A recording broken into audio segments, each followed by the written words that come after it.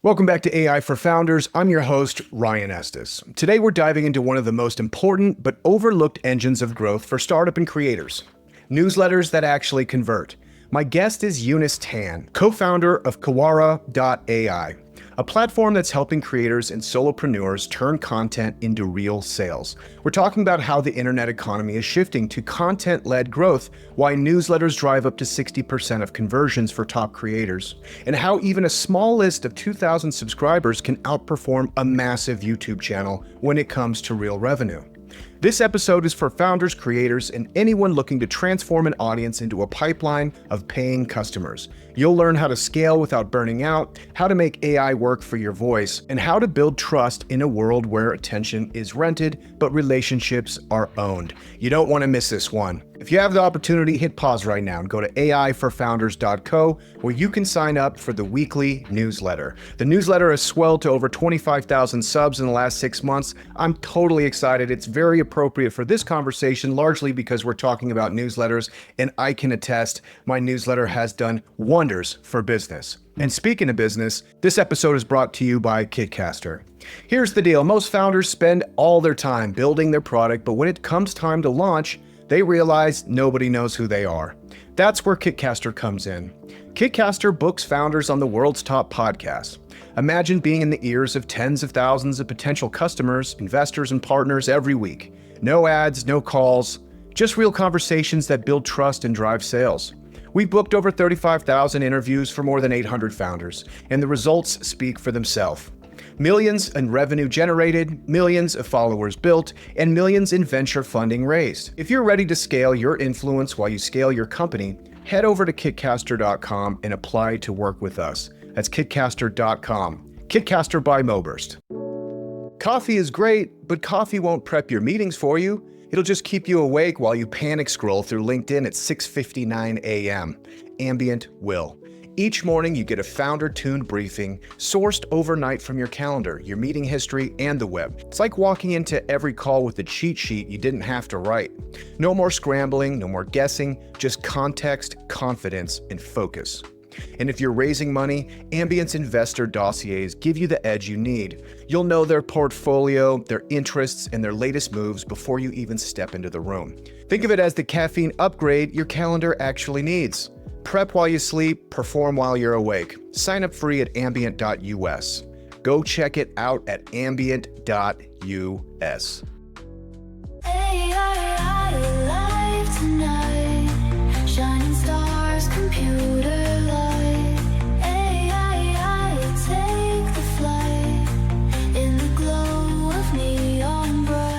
Go. Eunice, how are you?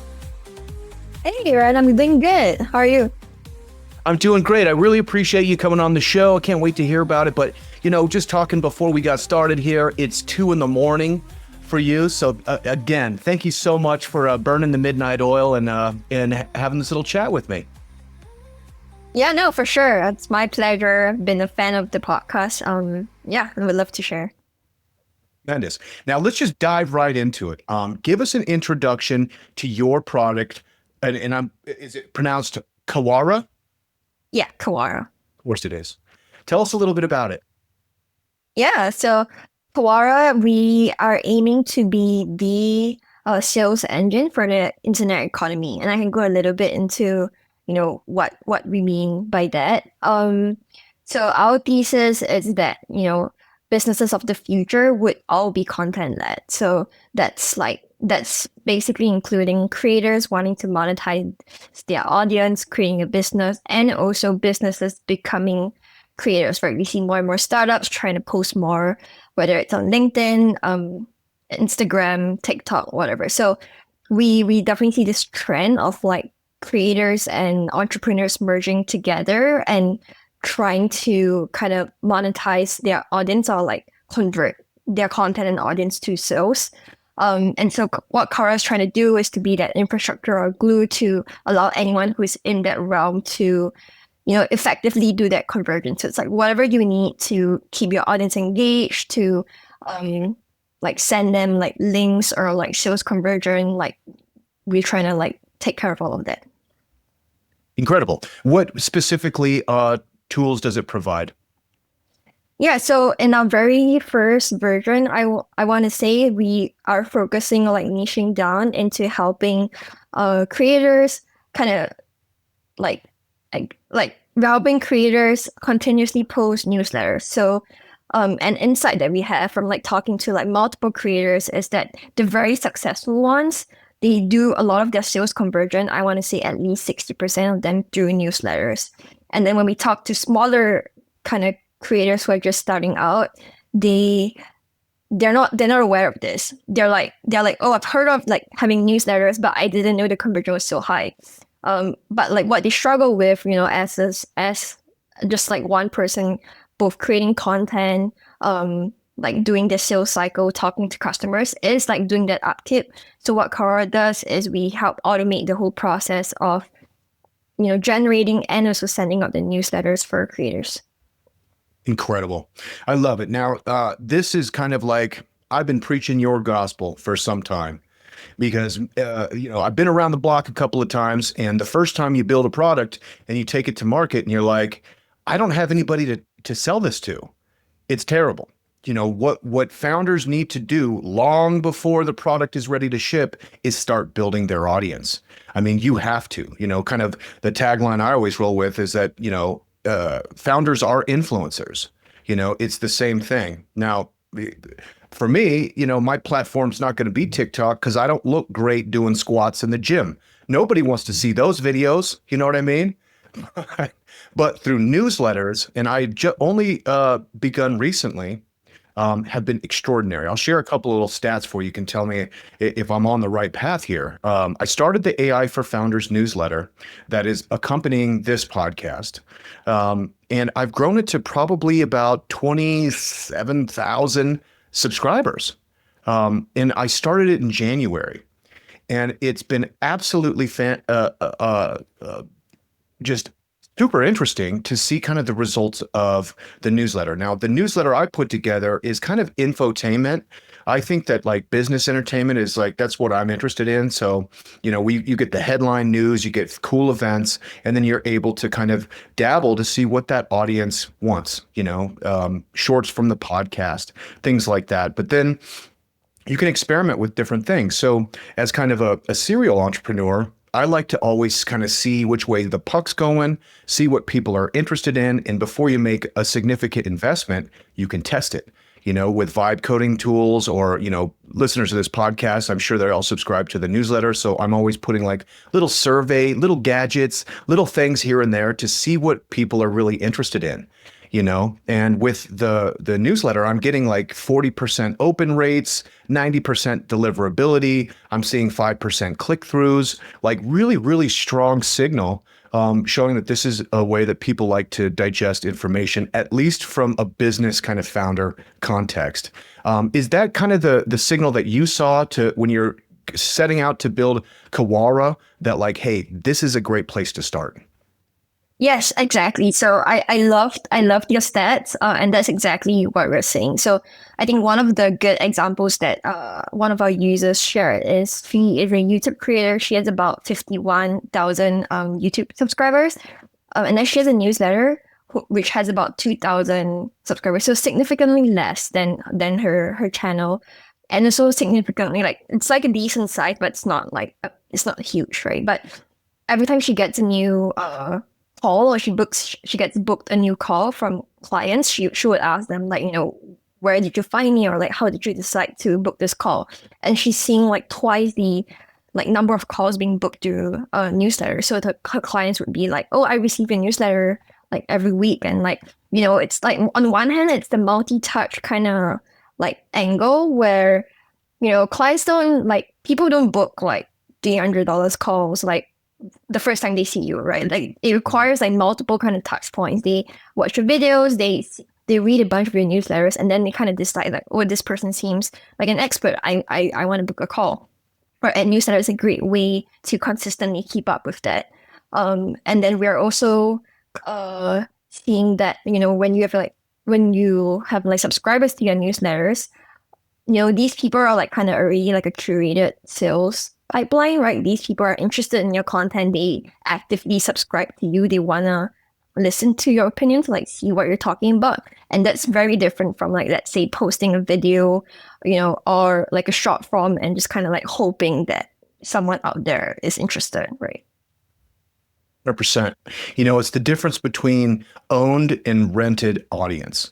Building a YouTube channel up to 50,000 subs is an incredible feat. It's very, very difficult to do, especially with the algorithm the way it is now. You have creators that have built, millions of subs on YouTube. They put out a video and it gets 1,000 views, because YouTube changes things. And they're like, we just don't feel like featuring your video anymore.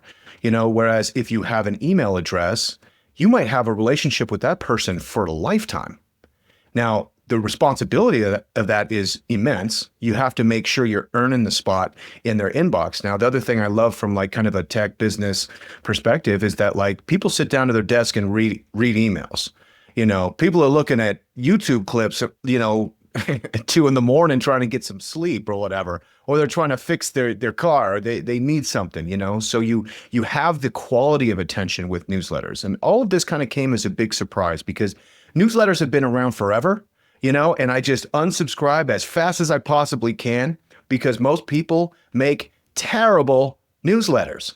Nobody wants to see your patchwork of photos and your calendar and 5 different fonts with 3 different colors. And it's all just mind bleed, But, when it's done correctly, and it looks like an email, it drives value really quickly. The call to action is very clear and easy. You understand the value prop of those. The conversions are out of control. Okay, everyone loves to talk about vision, the pitch, the funding round, but you know what gets zero love? The actual product build. That magical, terrifying phase where nothing works, the docs are out of date, and you've asked your dev team, how's it going, for the 47th time today on Slack. That's where Code Story comes in. It's a podcast for startup founders who know that building the thing is the thing. Hosted by Noah Labhart, Code Story goes deep with tech leaders who've been through it, shipping real products, surviving messy launches, and figuring out what actually works and when you're on the edge of chaos. If you're building now or ever plan to, you'll want these stories in your earballs. Search Code Story wherever you get your podcasts or visit codestory.co because founders talk vision, but builders tell code stories. Okay, I've got a confession. As a podcaster and founder, I'm constantly meeting incredible people, guests, listeners, or other entrepreneurs. But here's my little secret. I'm terrible at following up. My inbox is basically a graveyard of missed opportunities. Does that sound like you? You meet someone amazing, exchange emails, have great intentions, and then life happens. 6 months later, you're kicking yourself thinking, I should have stayed in touch with that person. This is exactly why I started using warmstart.ai. And honestly, it's transformed how I think about my network. Instead of letting relationships go cold, Warmstart analyzes my existing contacts and helps me identify who I should be reaching out to and why. It even writes the outreach messages for me. But here's the key. I review everything before it goes out. I'm not just talking about this because they're a sponsor. I'm talking about it because watching a healthcare executive use this to build his entire advisory board in one weekend with 4 CEO signups made me realize I was leaving money on the table every single day. Your network is your net worth, but only if you actually nurture it. Check out warmstart.ai, use code AIFF to get $50 off your first month. Stop letting your relationships turn into missed revenue. I love it. Yeah. In fact, I think like one of the most effective newsletter kind of format that we've seen is one that's a little bit more like storytelling based. The same way you would do like a YouTube video or like film any sort of video. It's sometimes I say like newsletter and then some people would think like he's in that like super old school with that like, product placement and stuff. But that's not what like, Kawara does or like what the creators are doing nowadays. It's very storytelling based, very, my opinion, I read this, these are my thoughts. They often don't have like big formatting, like there's no like big text or like, it feels personal. It feels like you're having a conversation with the creator. And I think like that's what really resonates with the audience. 100%. And that's not super intuitive for a lot of folks. Writing is difficult. You're like, how are people going to interpret this? Is it too many words? Is it too few words? So is that kind of what Kawara does, is gives kind of like a little bit of guidance and it helps you flesh out ideas for the newsletter? Yeah, so one of the huge like thing that we're trying to push right now is that in Kawara we have these kind of like preset templates. And that's really kind of stemming from also the intuition that a lot of these like creatorpreneurs, we call them as solopreneurs, right?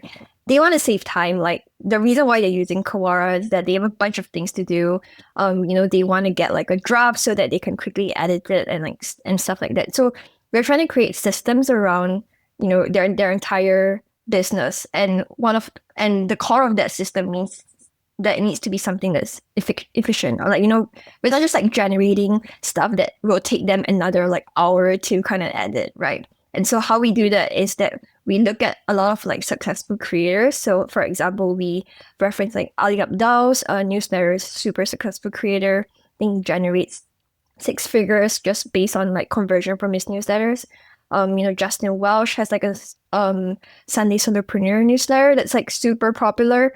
So a lot of these like kind of James Clear is another like popular newsletter that we have like heard from our users. So we look at a lot of like how these like popular creators are formatting their newsletter, and then we kind of train our model or our system to we first allow users to choose their templates to kind of see what style they like. They can also like customize it a little, put in their own style, but it's very kind of guidelined on like what we know works, and like we've seen that help a lot with like users who are just starting out. Cool. Let's use a case study. I would love to see how I can use Kawara, because really I publish once a week. I got 2 newsletters now. So I'm publishing each of them once a week. And I'm just trying to think to myself, what's the way I can like ramp up? Now, when we're thinking about context for AI, generative AI in particular, we're moving quickly towards a time when you can make absolutely anything you want and everyone can make anything they want. So what's going to rise to the top is really going to be the people that have good taste. And, good taste is obviously subjective. So if you're building products, you probably want to surround yourself with people that have taste similar to yours.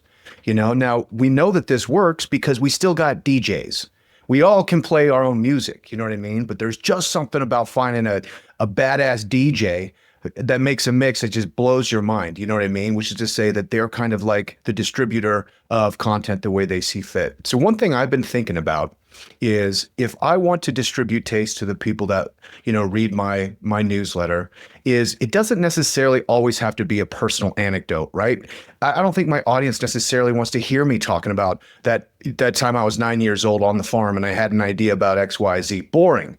But rather if I say like, hey, I heard this amazing podcast with Eunice and she told this great story. Let me tell it to you. Boom, boom, boom. Call to action and then to go listen to that podcast.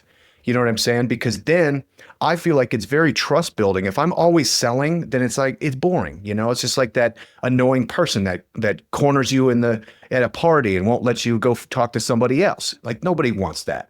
Rather, you want someone to be like, oh man, I saw this great movie. Have you seen it? No, I haven't. But, you're connecting the dots. So let's say I want to use Kawara for something like that. And I'm like, you know what? I heard this great podcast with Eunice. What do I do with it? How could I use Kawara to help bring that into my newsletter? Yeah, so that's a like feature or like something that we've heard pretty often, and we kind of I guess the way that we think about it is actually curation. So a lot of newsletters nowadays, it's in a kind of personal curation style. With Kawara, you can, first of all, if you do have a YouTube channel, you can connect your own YouTube channel, right? That's where we kind of look at the content that you're putting out. But you're also able to kind of connect other people's YouTube channel and kind of label that, oh, this isn't mine. This is just kind of content that I consume. We're also expanding to different types of sources. So it's, outside of YouTube channels, it could be like blogs or like news channels, articles, things that you kind of just like content you consume. And then once you kind of label that as like not your own content, we take that into account. And when you generate a draft, it would sound something like, based on the goal of your newsletter, who your audience are, what you're trying to achieve, it can sound something like, hey, this week I watched Joy's video on starting a startup and it made me think of these few things, right? And so we kind of piece together what is your goal, what kind of content and style that you've been putting out, and also what's this new content that you've consumed and and then we generate the drafts from there. Oh, cool. I love it. So is it pulling the transcriptions from YouTube and then it can like it digests all the information to give you like amazing. And is there abilities to kind of fine tune? So if I was like, hey, here's a 2-page document of exactly the tone that I'm looking for, and that it can take that and throw it in, kind of basic prompt engineering. So we are adding the ability to fine tune. Right now it's a little raw. It's in the format of like kind of you can add in your own prompt.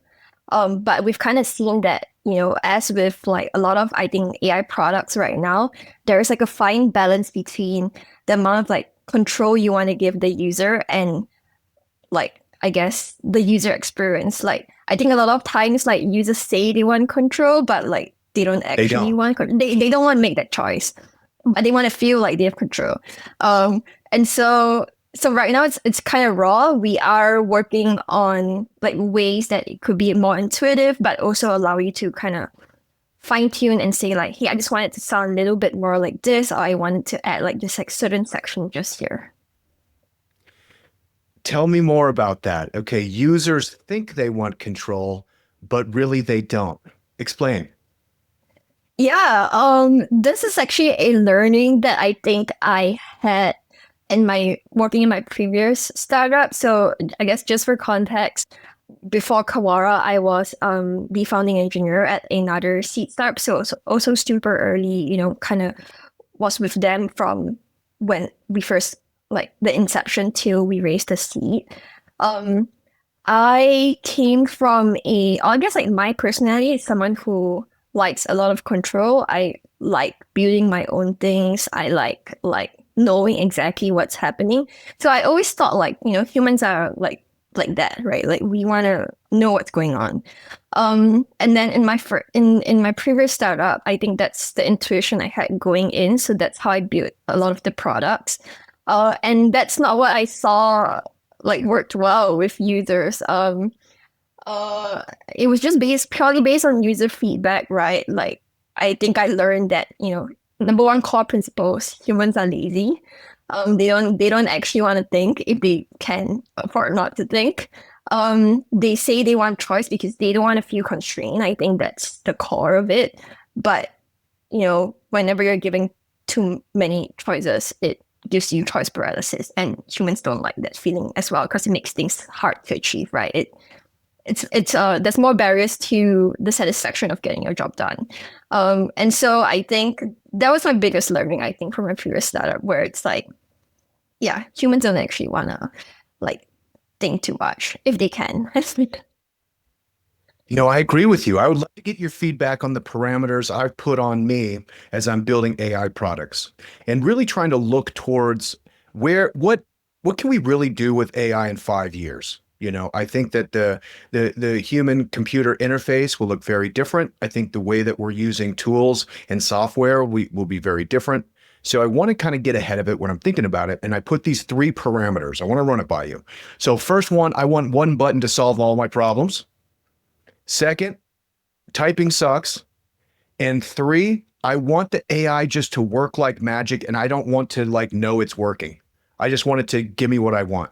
What do you think about that? I love it. I think the third one, something I resonate with a lot. It's also something I think is a little tricky right now, like in terms of I think what we've seen from just like how AI is progressing. It's this like weird phase where like everyone kind of like wants that eventually, but then when you actually put a product out there, I guess this is what I've seen so far. When you actually put a product out there that does things like magically, they don't trust it. Like they're just like, how do I know this is correct? How do I like know, it's not malware, you didn't do something else. And so like it's very interesting because it's like you can't, even though that's the eventual state, and even if you can build it, you can't really like put the end product out there. It has, I think what I've seen has been successful for AI products is like slowly moving users towards that, right? So they do a lot of like show you what the agent is thinking, and then that kind of builds like a level of trust with the user, even though I want to say like 80% of people don't actually read the whole thing. But then like just because they're able to see it then after a while, they sort of trust it, and like I think even if you remove it, they'll be fine. But if you don't give them that, then it's hard for them to even start using it.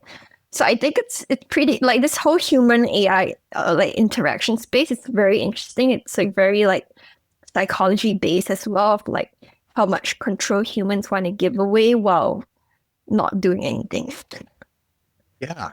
Yeah. Well, and it's interesting because like take like OpenAI, GPT, what was it, 3.5 and even 4 a little bit, real sycophantic, where it's like complimenting you on absolutely everything you do. So it's trying to build trust by being like, "Oh, Ryan, that's a great question to ask. You're so smart, blah, blah, blah." But like people are like, "Ugh, I don't want someone talking to me like this." There's like a threshold they're able to like to basically tolerate, so I'm thinking about what you're doing, which is really smart, because if somebody puts in their YouTube, then you can kind of grok information. So there's probably a certain amount of information you want to tell the person that put in their YouTube to let them know, like, hey, I start to know you, like, oh, you're making content about bunnies and you really like flying kites, and I love the backgrounds and all your things. So there's a little bit like, okay, it knows me well enough to write for me, because ultimately everybody's going to be self-conscious about writing.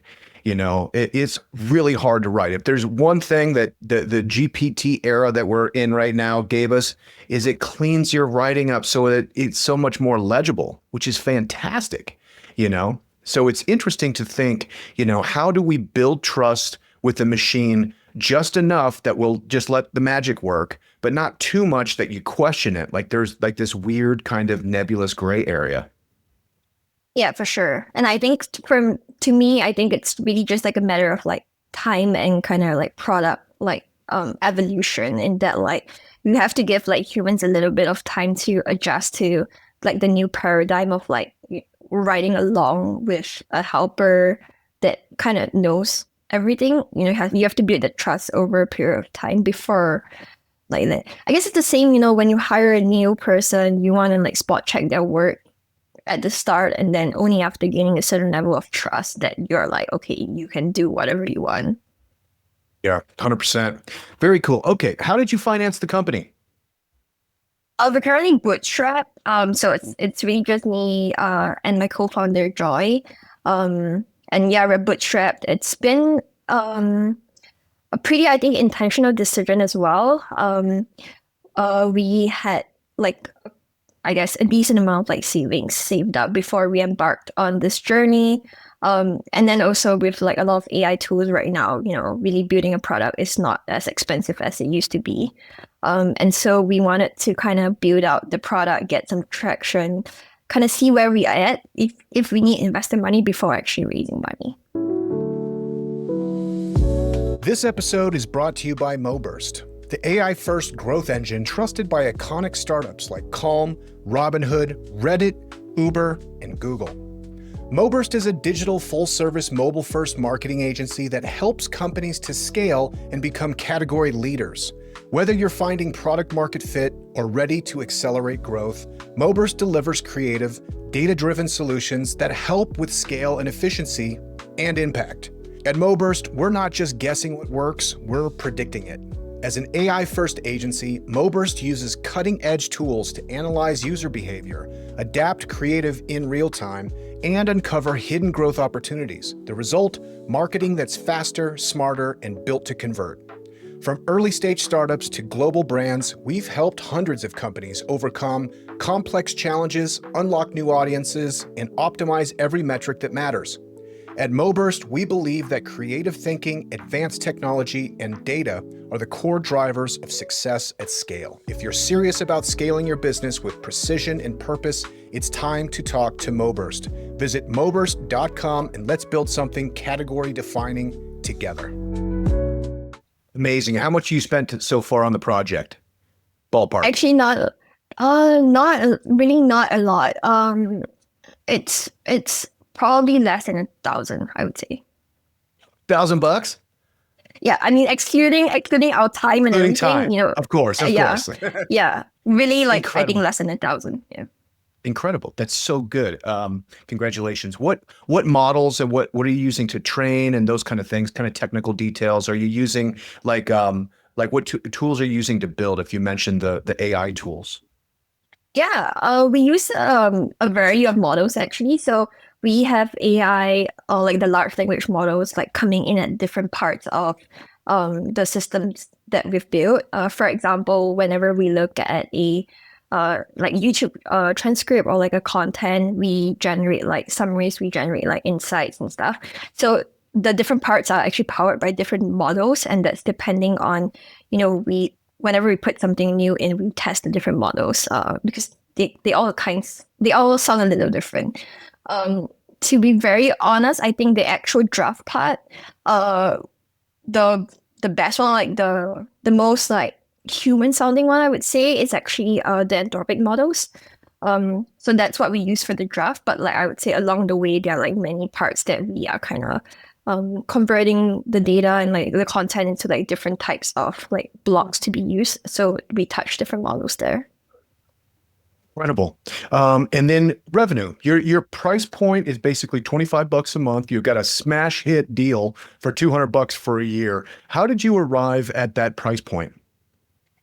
Yeah, to be very honest, I'd say pricing is not our strong suit. We're still testing it out, right? I think one of our core philosophies is that we know that we are building for solopreneurs or like people with like a small team, right? That's our whole thesis, that businesses are going to be lean and they're going to be content led. And so we didn't want to put like a huge like enterprise price tag on this. We also didn't want to cater to the enterprise people.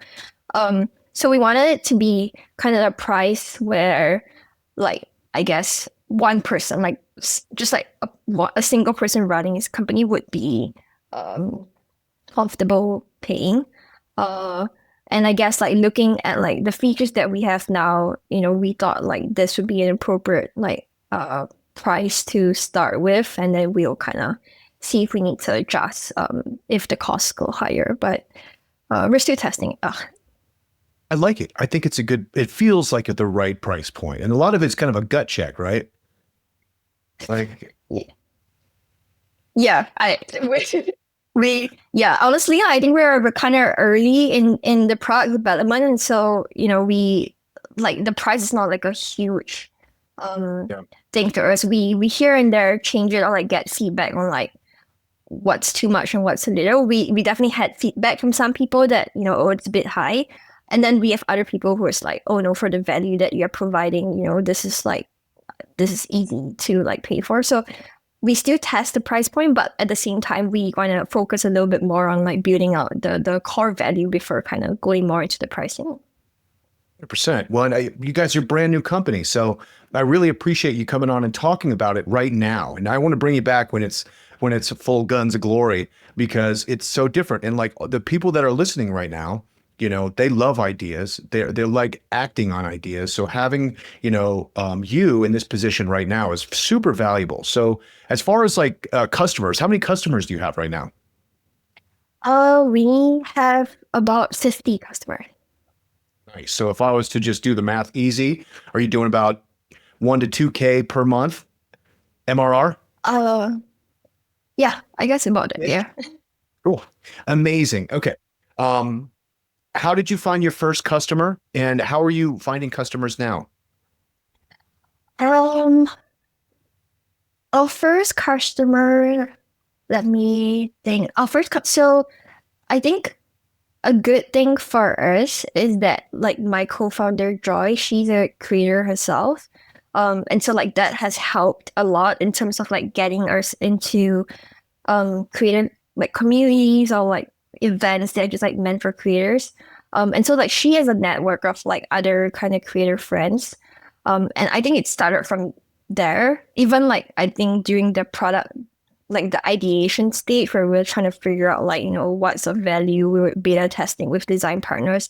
A lot of those were from like her network, and a lot of them have like continued to be customers and then paying customers on us. Cool. Any other marketing channels really working well for you? Um, so I mean, we're a huge believer about putting out content. So we put out our content as well. We put out content on YouTube and LinkedIn. Um, and also X, but I think a little bit less on X because that's not really where our customer base is at for now. So I think those have been super useful when we look at the stats of like where our new users are coming in from. It's actually there's a lot coming in from YouTube. So basically, the content that we're putting out, people are clicking in to kind of see what this is. So I think that's been the most useful. We definitely do like cold emails as well. Those like as you know, with cold emails, the hit rate is not that much, but we do it anyway, just because when you're set up, you have to like just do whatever it takes. Yeah. You should start a And then newsletter. we do have a newsletter. So Joy runs our newsletter. And that has been like, I guess like we've been slowly building up the subscribers there and like kind of talking about our startup as well. Yeah, and then like warm intros have been great as well. So our existing customers introduce us to like more customers. And then we have some customers who are also like they run their own creator communities, and so we've been using them as like good partnership to kind of do like workshops or like deals and like kind of spread the message on the platform. Incredible. Now, you mentioned at the top that your mission is a little bit bigger than newsletters. Where do you see the product developing in the next 12 months? Yeah. So our mission is definitely a lot bigger than newsletter. We are right now still focused on sales, the sales cycle, right? So when we look at the sales cycle of how you can convert content into a sales conversion, right? There is newsletter, it's keeping your audience engaged, on a weekly basis. There's also, like I said, posting on like other types of platforms. So depending on where your audience is, which is dependent on your business, right? Some people might want to be posting on LinkedIn or like X. Or like Instagram, like, wherever you find your audience is. So that's something we also kind of want to explore. There's also some element of like being able to find deals or like partnerships for like these creators or like founders, right? To say, like on top of just like generating drafts, we want to include kind of maybe like affiliate deals that you already have running. How do I more effectively put that in a newsletter so it doesn't sound salesy, but it's useful for your audience? And then how do I find more deals that are also useful for, that's a win-win, right? For both the creators and also the audience. So finding like these partnerships, these more sales like channels, it's also something that we're looking at.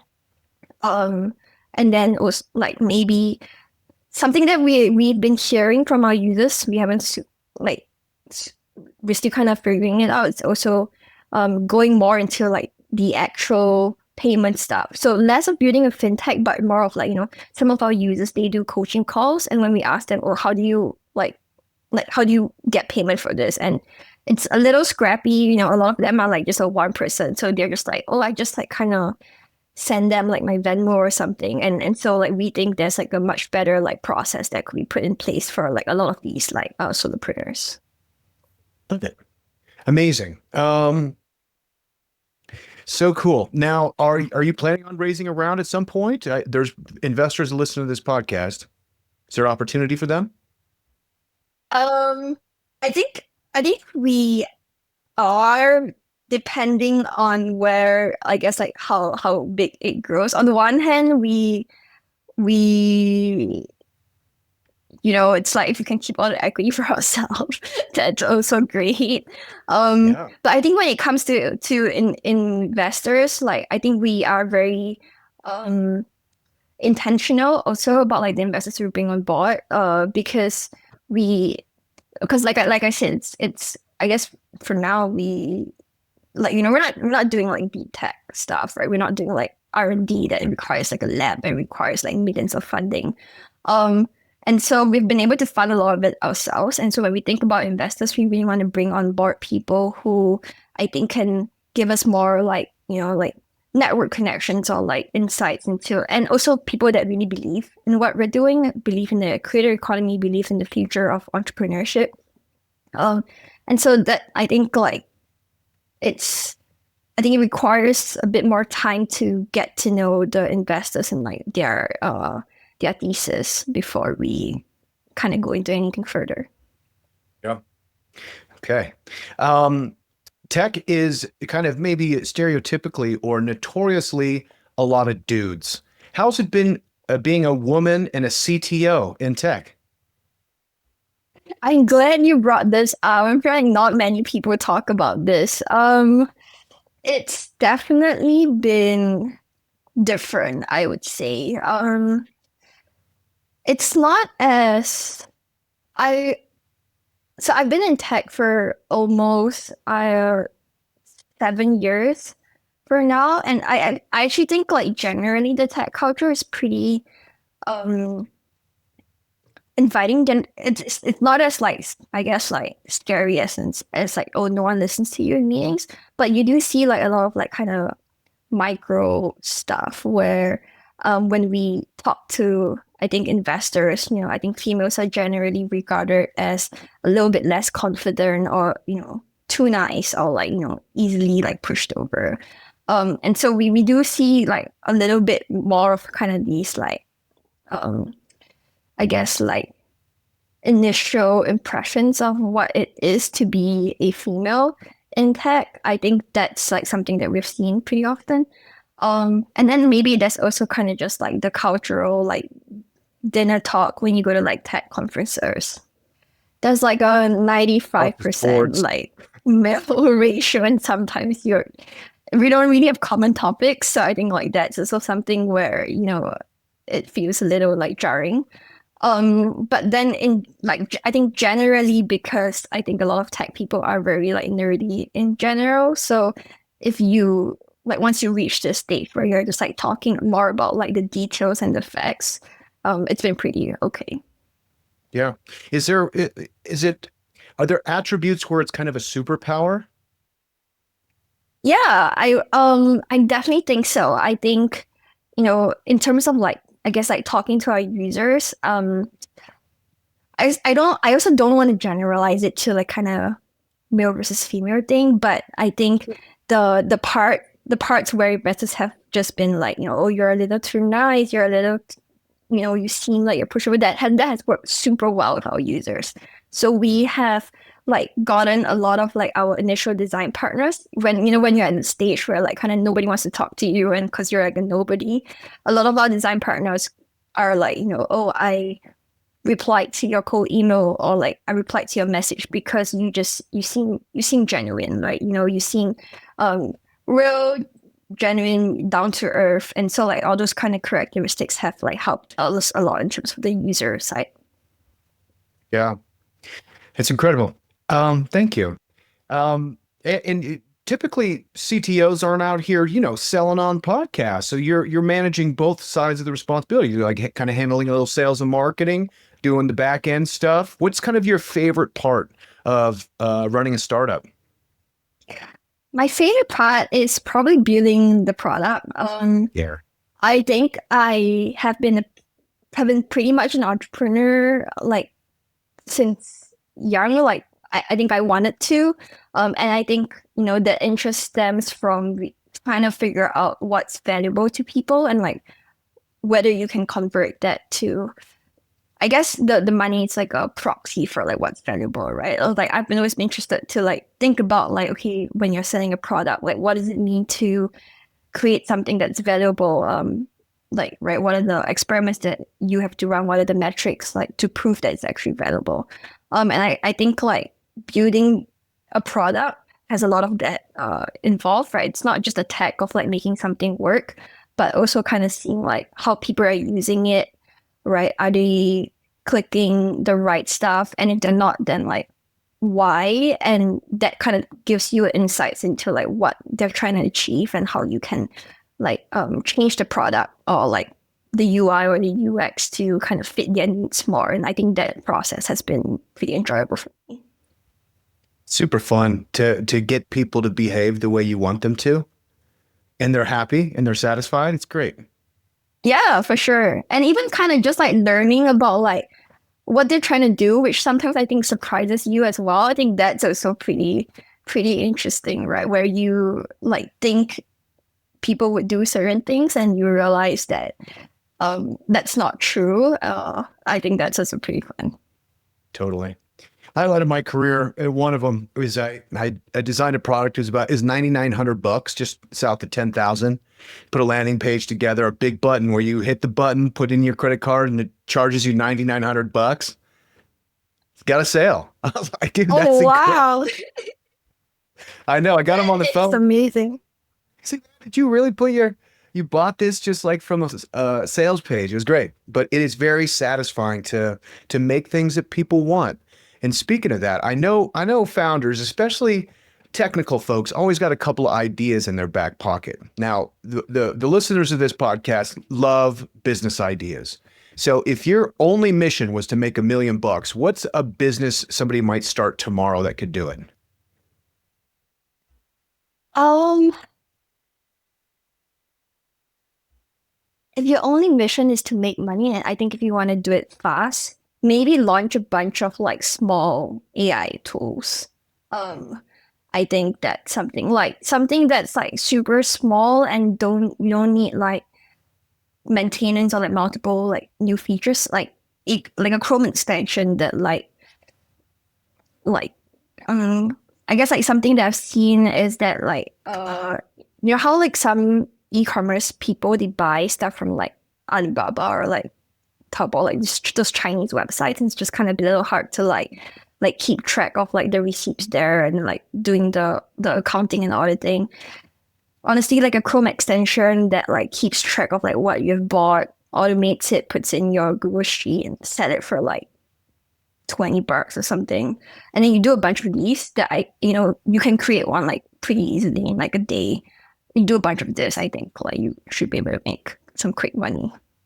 Yeah, I've been thinking about Chrome extensions too, just because, like Gemini put Gemini in Chrome now, so you can hit that button. I don't know what it really does. It's got the little star up there, like what are we doing with that? But there's like, I'm obsessed with a couple of things. I've been doing a lot of surveys. People love surveys and little games because people like to be told about themselves. Like astrology. It's like, oh, I'm a Sagittarius, so I don't eat peas and rice. I'm Sagittarius. That's what we do. Or I love swimming because I'm a Capricorn and we're a water sign. So like people love to learn about themselves. Whether it's correct or not, is kind of arbitrary. You'll make yourself fit if you have kind of like some logic behind a system. And I was thinking about a Chrome extension that basically watched where you go and starts to put you in kind of these categories, like whatever you want to call it. Like you're a visionary thinker, and visionary thinkers love going to eBay and looking for vintage watches. And then we saw that you were on eBay and just gives you like little predictions, little tasks, little side quests or something. It's a terrible idea. It's not fully baked out here, but I think that like there's a lot of opportunity with this when you're starting to think with AI, how you can basically grok massive amounts of data and personal data that people will gladly opt into if there's a reward. Now, I think some of the people I admire are really looking for really beautiful, proactive, productive ways that people can use their time. But I'm thinking about ways that people just want to waste their time doing like silly things. So, if anybody's out there listening wants to build that product, let's do it. I'm in. I'm in for it. No, I think that's amazing. And I think that the insight that people want to learn, like I guess like share about themselves, 100% like spot on. Like I don't know if you're into the MBTI stuff. It's like a Is that the huge gene key craze. stuff? It's the like INTF, Oh yeah. Yeah, that's a EN. great one. Yeah, it's like a Yeah. huge craze in Asia. It's to the point where like whenever you meet someone new, it's like, what's your MBTI? And then I was Totally. like forced to figure out what my MBTI was to have a normal conversation with anyone. So I think that's a great idea. Yeah, shout out to my boy Paul. But like all these people, they're into like the gene keys. And so they're always asking like, "Oh, are you a projector?" I'm like, "Dude, I don't know, man. I don't know. My mother's a Christian, so she won't tell me what time I was born because she doesn't want me doing some kind of devil's test or something. I have no idea." So, but it's great. And I love that kind of stuff, and I talk about it on this podcast sometimes, and I love to talk to it with people that design products that like our core, what humans really want never changes, And so I have a collection of all these little idols, well, they're replications. They're not the old ones, but if you go to like old digs, 8,000 years old, you'll see these little dolls. And basically these little dolls are just medicine for what is ailing them. And what's ailing them? Well, they don't have enough hair, or they have too much hair, or they can't get pregnant, or they've had too many kids, or they want to gain weight, or they want to lose weight. Like our core needs are always the same and always will be throughout time. Like either we're sad, or, we're lonely, like all of these things. So when I think about products that I want to build, it's like, how do you just like put AI on top of one of these like little idols? You know what I mean? Because really, we're just trying to soothe the same symptoms, no matter what it is. And speed and precision is something we'll always want. So I'm really excited about your tool. I can't wait to try it either. I'm just giddy. I can't wait to check it out. It's going to be really cool. Okay, last couple of questions here. Knowing what you know now, if you're entering college as a freshman, what do you study? I'm not sure I would go to college if it costs the same in terms of time and money, as it did for me, I guess. But if I think I had to pick one, I really appreciate, I think, what my engineering background gave me in terms of like how to think of systems. So I think a lot of people are like caught up on like, oh, you don't have to do math anymore because AI can solve everything. You don't have to like learn about like you don't have to learn how to code because AI is going to code for you. And I think a lot of these like true to a certain extent. But I also think like the core of like going to school or like being in a learning environment is not really to learn the actual thing, but it's to learn how to learn, right? It's to learn the like how systems work with each other. How do you problem solve? How do you like break big problems into like small problems? And these are like core to like everything you do in life, right? Whether you want to be an entrepreneur, how do you tackle ambiguous stuff? And so like I think like just like starting something that has like a lot of like experimentation involved, I would do maybe like a hard science like physics or like chemistry, where you kind of learn to deal with the ambiguous like world and like break down problems. I think like those are like core skills that you can still use regardless of whether there's AI or not. Where did you go to school? I did my degree in Berkeley. Berkeley? Yeah. Nice. What was more expensive, tuition or the time? Um, oof. Probably, you know what? When you're young, your time is cheap, right? But maybe not for kids these days because you can do a lot of things. Um, but yeah, I spent a while kind of repaying my student loan. I would say time maybe. I did 3 years in college. I would do college again if it was like maybe a year and a half or like at Yeah, most two. I agree. I agree. When I was 19, my time was cheap. It wasn't worth nothing, but now it's like, boy, spending 4 years, would be fun. I would love it. It would be great. Okay. Last question. Who is a female founder or a woman CEO that we should be paying attention to right now? That we should be paying attention to. Um,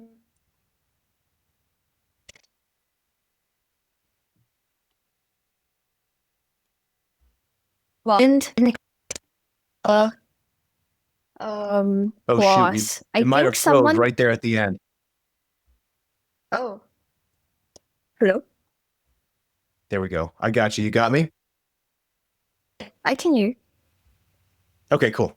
I lost you right there. If there's a woman CEO or founder that we should be paying attention to. Yeah, I think it's, a woman. I would say founder that I'm a huge like fan of is the previous CTO of OpenAI, like Mira Murati. Yeah, I think like she's done an awesome job with OpenAI. To be very honest, I didn't know that CTO was like a female before like looking more into OpenAI. So I basically went in with like, this looks like a great product. Let me like look more into like the team, and I was like, oh, good. Like, the CTO is a woman. Like, and I think like that was like very inspiring. She's gone on like now she has her own company called Thinking Labs. It's, I think, still kind of in the early stage, but I think, I'm super excited to see kind of what she builds. Reed, I love her too. Eunice, this has been amazing. Where can people find you online? Kawara is a Discord channel where we're really active, so like anyone can like ping me there. Also, I'm also active on X, and I can also drop my LinkedIn. Tremendous. And it's Kawara, Kawara.ai. This has been fantastic. Thanks so much for spending time with me. Yeah, thank you, Ryan. Hey, founders, let me ask you this. Are you building with AI or getting left behind by it?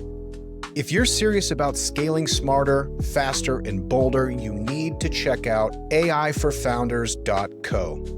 It's your go-to resource for cutting through the noise and actually using AI to grow your startup. Each week, AI for Founders drops a sharp, no-fluff newsletter, dives deep with expert guests on the podcast, and hosts monthly workshops where you can get your hands dirty with the real tools and strategies. Whether you're pre-seed or Series B and beyond, launching something new, or just staying sharp, AI for Founders gives you the edge you need to win in 2025 and beyond.